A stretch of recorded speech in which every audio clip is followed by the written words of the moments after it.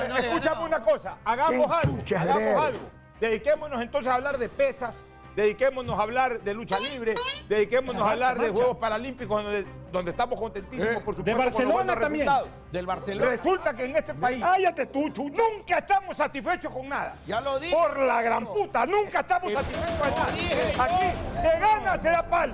Se pierde, se da recontra palo. Mientras haya pendejos como tú, que toda la vida critiquen todo, estamos en la mierda, hermano. Esa es la gran verdad del fútbol ecuatoriano. El año pasado, llegamos a la semifinal con este equipo, no decía lo mismo. Ahí está. Tú le estás haciendo daño al fútbol ecuatoriano porque tirado a técnico, que de técnico vale estrellas y tienes acá. ¿Te das cuenta que hay que ser coherente?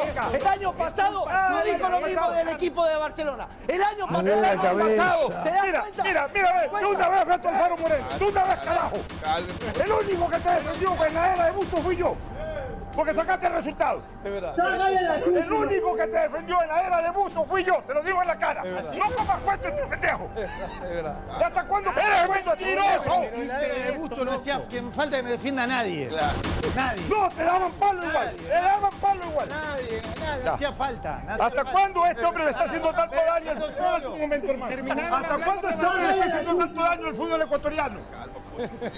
Domito, ¿puede bajarse un poquito el cierre? Ya es inconcebible. Solamente critica, solamente hay da que palo, ser coherente. solamente tira abajo los resultados. Coherente. Hay Los que ser siguen mi los mismos amor, ya. mierda años enteros, Ya, mi eliminatorias amor. enteras sin ganar resultados. Comete ¿Qué valoramos los triunfos? Hay que ser coherente. Y además la única vez Analguearse que con la seleccionado suela. nos eliminaron de un campeonato mundial ganando 12 puntos de entrada. Es verdad.